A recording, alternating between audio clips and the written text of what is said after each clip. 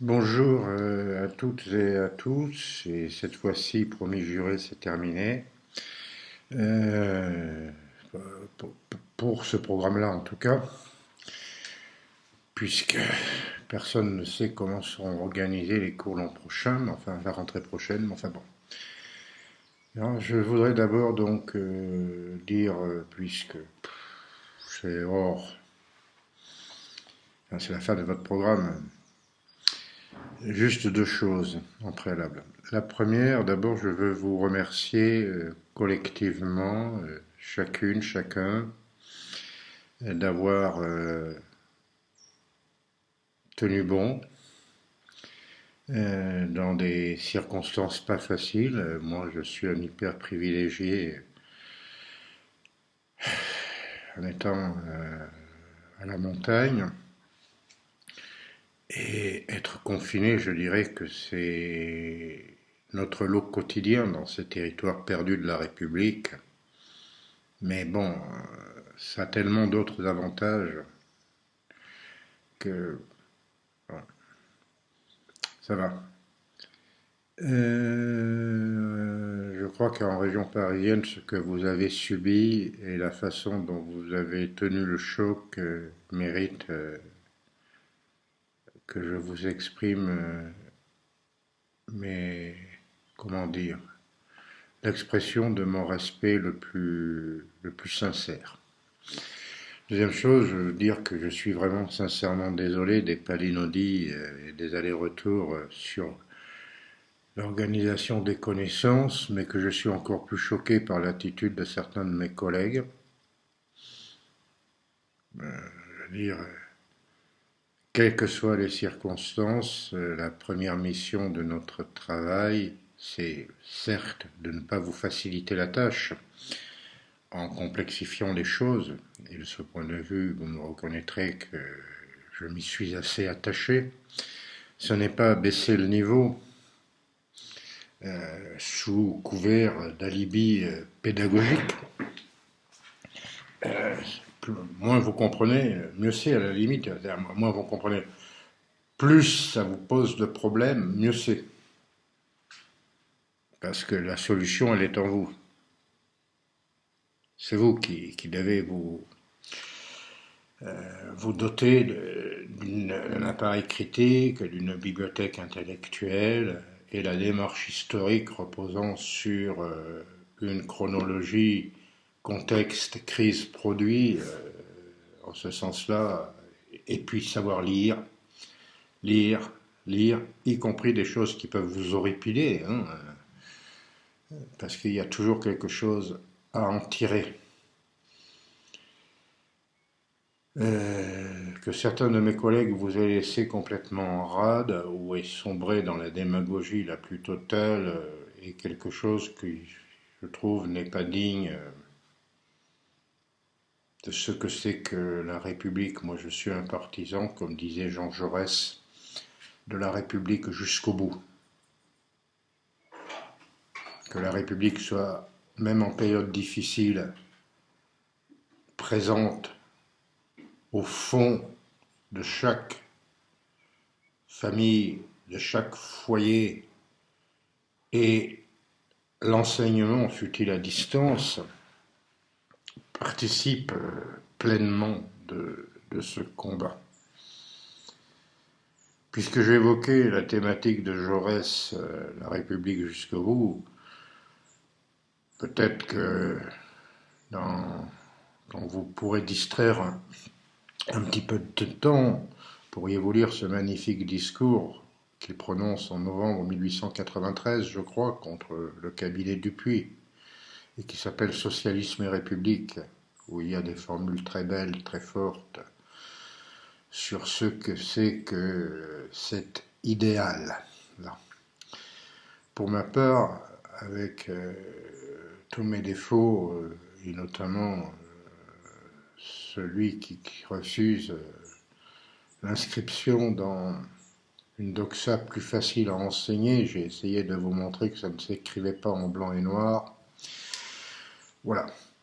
Donc je voudrais rapidement terminer ces rencontres par un survol de la période 1978-1981, enquise de conclusions catharsiques, en conclusion purificatrice de ce que nous avons survolé, en essayant de préciser juste quelques points. Sous Valéry Giscard d'Estaing, donc, élu d'extrême justesse, dans une conjoncture économique qui change suite aux chocs pétroliers, mais les chocs pétroliers opèrent davantage comme un catalyseur et comme un alibi moral, parce que les contradictions et les inégalités étaient déjà là, inscrites profondément. Ce qui revient à revisiter la problématique des Trente Glorieuses de manière un peu précise. Deux blocs. Bloc conservateur, pour aller vite, malgré l'ambition de Giscard d'incarner une forme de libéralisme social. Moi, je trouve qu'il y a déjà comme une contradiction dans les termes, mais qui se traduit par d'importantes réformes sociétales. Le sociétal et le social, c'est pas équivalent, c'est pas synonyme en français. Ça ne signifie pas la même chose, mais qui sont des apports fondamentaux. Je veux dire, évidemment, la loi Veil, évidemment, la réforme du divorce, évidemment, vous, ça vous concerne. Et d'ailleurs, usez-en. La majorité à 18 ans. Et ne restez pas confinés sans allusion perverse de ma part quand on vous demande d'aller aux urnes.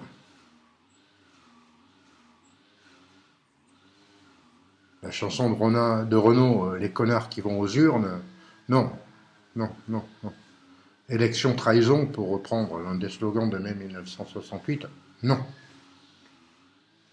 Ou alors élection trahison parce que ceux qui eussent dû être en mesure de proposer une alternative se sont révélés infoutus de le faire. Mais au moins sanctionnez-les. Vous comprenez ? Bon, bloc conservateur et une gauche unie. Sauf d'abord que ces blocs sont moins solides qu'ils n'y paraissent. À droite, le conflit entre Chirac et Giscard, acté en 1976, la démission de sa propre initiative de Jacques Chirac, la fondation par Jacques Chirac d'un parti où la référence au gaullisme est une nécessité de communication, mais où l'ambition, le projet personnel d'incarner une droite moderne et dure est là, la création du Rassemblement pour la République. Et le fait que, dans la pratique, Chirac va devenir un opposant à Valéry Giscard d'Estaing. Même si l'ennemi principal demeure, semble-t-il, la gauche. Je dis semble-t-il, parce que 1980 va démontrer le contraire. Et à gauche, ou l'union de la gauche, phénomène historique, l'espoir, en tout cas de mon point de vue, cette immense espérance qu'avait irradié la signature du programme commun de gouvernement, l'ascension inéluctable apparemment vers la victoire, symbolisée par sa très courte défaite en 1974 de François Mitterrand, les succès comme un flot qui va tout conquérir aux élections locales, aux élections cantonales, le raz-de-marée de cette gauche unie aux élections municipales de 1977. Bref, tout cela semble rendre cette victoire inéluctable, sauf que elle se fait au détriment du Parti communiste. Le discours communiste, c'est quoi? C'est de dire nos alliés socialistes nous trahissent. C'est la vieille antienne, tant de fois répétée, sur la trahison de la social-démocratie, ces contradictions entre théorie et pratique. Puis-je rappeler, puisque c'est cette dernière vidéo que je n'ai pas à prendre donc de précautions particulières avec vous, de toute façon j'en ai jamais pris beaucoup, que ce positionnement revient de façon récurrente dans l'histoire communiste et qu'en Allemagne, au début des années 30, dans la foulée des campagnes contre le plan Young, qui visait à financer la question des réparations et à redynamiser par des circuits financiers fondés sur des crédits américains les circuits financiers allemands, autrichiens, surtout allemands, que le KPD, sous la direction de son secrétaire général Thälmann, n'avait pas hésité à préférer, dans les faits, au nom d'un vote révolutionnaire, les nazis aux sociodémocrates, qui les avaient massacrés en 1919, lors de la révolution spartakiste. Au point que, à la veille de la prise légale, à défaut d'être démocratique, dirons-nous, quand on analyse les tenants et aboutissants de la crise de la République de Weimar, la privée au pouvoir légal du chancelier Adolf Hitler. À la veille de cette arrivée au pouvoir, la ligne du Parti communiste allemand, c'était l'arbre fasciste ne doit pas cacher la forêt social-démocrate. Là, le Parti communiste français se rend compte que l'alliance dans la gauche unie du programme commun bénéficie au Parti socialiste. De mon point de vue, il paye le fait que dans des événements précédents, notamment mai 68, mais là aussi son attitude s'expliquerait, mais je n'ai pas le temps de rentrer trop dans les détails, ou plus que ce que je n'ai fait dans les vidéos sur 68, il paye, si vous voulez, très fort le fait qu'il ait administré la preuve qu'il ne voulait pas prendre le pouvoir. Et que le deal fondateur qui, en fait, entre gaullistes et communistes, s'était manifesté dès la libération, parce qu'il faut remonter jusque-là pour comprendre des choses, fait qu'il apparaît comme un objet politique ne servant pas à grand-chose. Au moment même où la société bouge, les classes moyennes, le socle des classes moyennes s'élargit par l'absorption d'une nouvelle partie de la classe ouvrière, qu'il faut opposer peut-être davantage les couches nouvelles salariées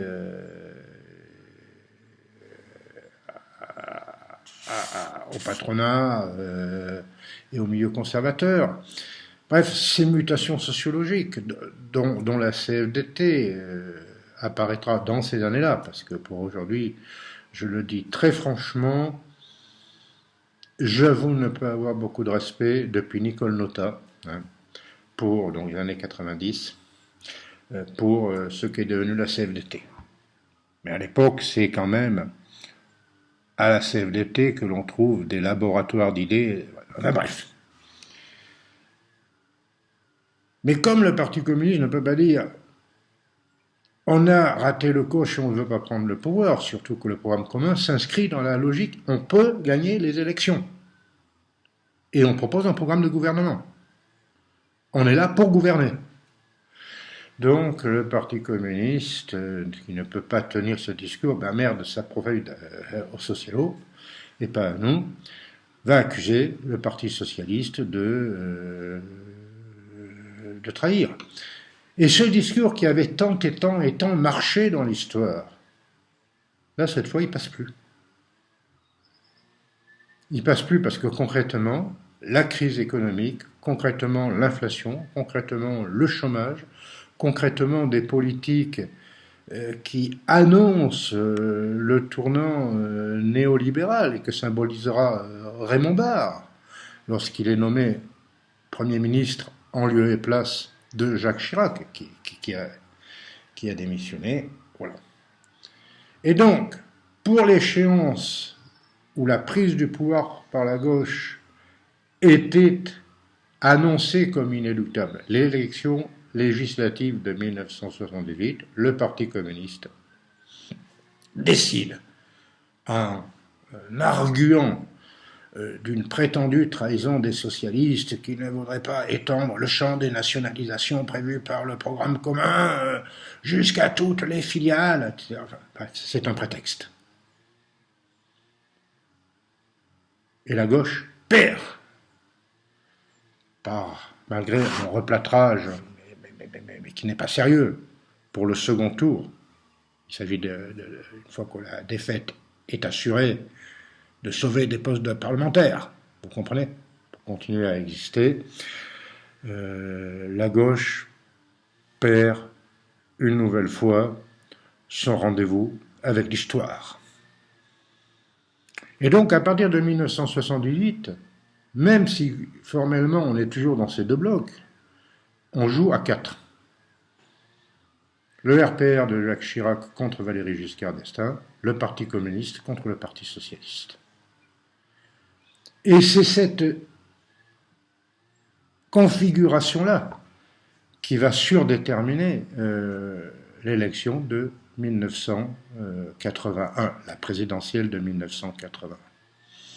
C'est compliqué, ça tangue. Par exemple, François Mitterrand sera très fortement contesté au sein du Parti socialiste, y compris par Pierre Mauroy, qui deviendra son Premier ministre pourtant, par Michel Rocard. Votre serviteur a participé au congrès socialiste de Metz en 1979. En fait, c'était les dernières vacances que j'ai prises dans la préparation à l'agrégation. C'était 2 mois avant. Et je me souviens de ce spectacle inouï de François Mitterrand, hué quand il rentre dans la salle du congrès à Metz. Bon. Et alors pareil, que dire, du soutien, comme la corde soutient le pendu, que les députés proches de Chirac apportent à la majorité durant les 3 dernières années du septennat de Valéry Giscard d'Estaing.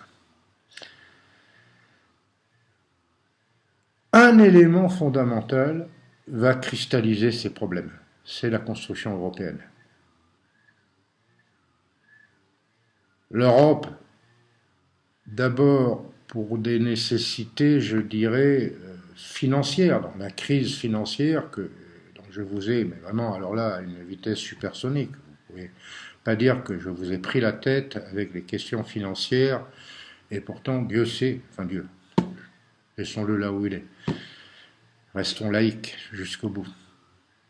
La providence, c'est que c'est quand même la clé de voûte des difficultés de ces années-là, la crise du système monétaire international.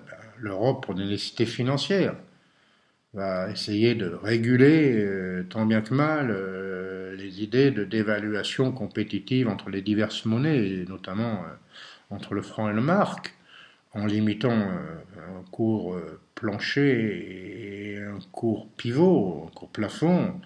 Donc les monnaies peuvent varier l'une par rapport à l'autre, mais dans un cadre limité, d'où l'idée de serpent. Hein. Alors, le serpent, c'est mal vu, donc on va appeler ça après le SME, enfin, c'est comme ça que les choses évoluent. On va essayer de rapprocher cette Europe par rapport aux citoyens en faisant élire immense espoir. Enfin, c'est à pisser de rire quand on voit ce que c'est devenu l'élection au suffrage universel du Parlement européen. La première en 1979, où Simone Veil conduit la liste. Non, enfin, je ne sais plus si c'est elle, je crois que c'est elle. Bon, enfin, ça, il faudrait que je vérifie. Des amis de Giscard. Bon, tout ça est ouvertement compliqué. C'est un jeu beaucoup plus compliqué et qui initie cette problématique, comment faire l'Europe sans défaire la France. Lorsqu'en 1983, je me projette dans l'avenir, François Mitterrand, décidera en mars 83, après un très très long débat, de ne pas quitter le système monétaire européen, il va transformer le débat européen pour en faire un projet alternatif au projet qu'il avait défendu en 1980, en voulant l'ancrer sur le social, sur la citoyenneté, et pas uniquement sur l'économique. À droite, Jacques Chirac, qui est hospitalisé après un accident de voiture, va depuis son lit d'hôpital lancer un appel, le fameux appel de Cochin, dans lequel il accuse Giscard d'être un traître aux intérêts de la nation française. Le parti de l'abandon, le parti de l'étranger, dit-il, est à l'œuvre. Son projet, il est écrit par Pierre Juillet, par Marie-France Garot. C'est cette idée-là. Refuser de laisser diluer l'identité de la France. Alors, un mot entre parenthèses. Tous ceux qui, à courte vue, font, n'est-ce pas, des oppositions à la Tartuffe, là, cacher ce sein que je ne saurais voir. Bon. Lorsqu'on parle de l'identité de la France, au motif que ce serait du lepénisme basique, outre que pour moi c'est une insulte à titre personnel, donc merci. Merci, quels que soient mes défauts, je vous prie de bien vouloir ne pas m'insulter sur ce terrain-là. Mais indépendamment de cela, lisez le grand bouquin de Fernand Braudel, L'identité de la France. Excusez-moi, dire que la France, c'est un petit peu ce qui fait que la France a été la France pour le monde. Je ne vais pas me plaindre, il y a beaucoup de soleil, mais bon, voilà, ouais, je vais me pousser un peu pour essayer de... Comme ça marche pas, là c'est pire. Bon, allez, tant pis. Tant pis. Tant pis, je n'ai pas la tête à être dans le clair-obscur, mais bon. Non, dire que la France a été d'abord la France pour le monde, c'est ce qui identifie la France, c'est ce qui fait que la France a d'abord été la France pour le monde. Et le message transmis par les soldats de l'an 2, comme disait André Malraux, ils firent danser l'Europe. Ah, là c'est au son de la liberté. Son grand discours pour le général de Gaulle contre François Mitterrand au meeting du Palais des Sports entre les deux tours de la présidentielle de 65. Ça aussi, vous pouvez le trouver assez facilement comme discours, écoutez-le. C'est un monument de rhétorique qui ne peut pas laisser indifférent. Voilà. L'Europe va devenir, si vous voulez, une ligne de fracturation extrêmement profonde du jeu politique. Et c'est la synthèse de tous ces affrontements, communistes contre socialistes.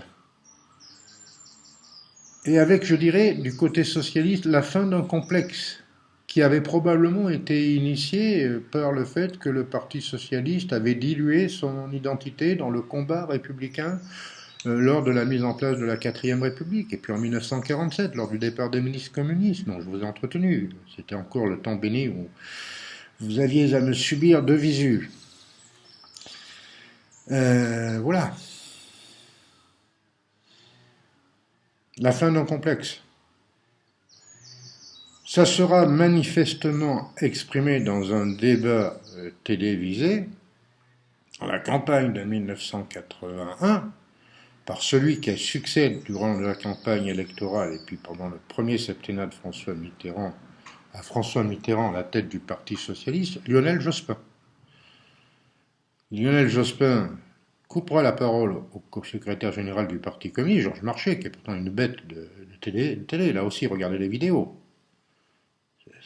C'est une bête, c'est un animal politique à l'état pur. Georges Marchais qui commencera à faire son noir au nom des travailleurs. Et l'autre va dire, Monsieur Marchais, depuis combien de temps n'êtes-vous pas allé à l'usine? Moi, je suis enseignant, ce matin, j'ai fait mes cours. Voilà, plus de complexe. Vous ne servez à rien.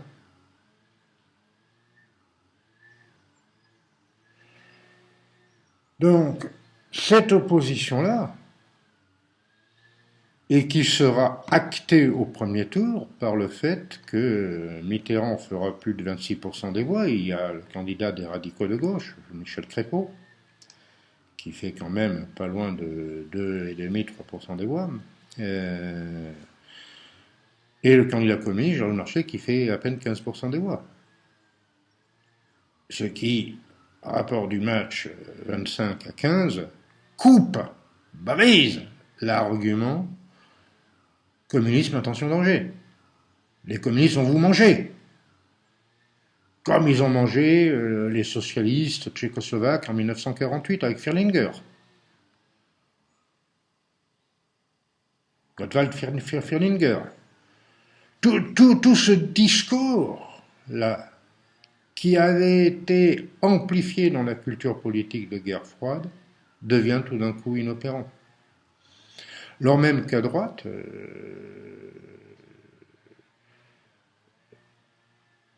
disons-le tout net, Jacques Chirac est quand même partisan d'une politique de défense des intérêts nationaux beaucoup plus volontariste que Valéry Giscard d'Estaing, qui, dans la rationalité libérale, commence à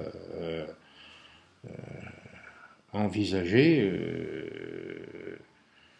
les conséquences de cette financiarisation de l'économie et qui se traduit inéluctablement au détriment des intérêts français. Voilà comment les choses vont se jouer. Et Giscard fera à peine un petit peu plus de 30% des voix au premier tour. Chirac fera moins de 20%, mais enfin bon, un socle de 17-18% des voix non négligeable. Et il a commencé à mûrir son idée que Giscard, vendu aux intérêts financiers internationaux, est plus dangereux que Mitterrand, débarrassé de l'hypothèque communiste. Parce que ça peut lui laisser à lui, Chirac, le monopole de réincarner, les socialistes ne pouvant que se planter au gouvernement, pense-t-il, le coup d'après. Voilà comment les choses se sont jouées, se sont présentées. Le résultat, en tout cas, c'est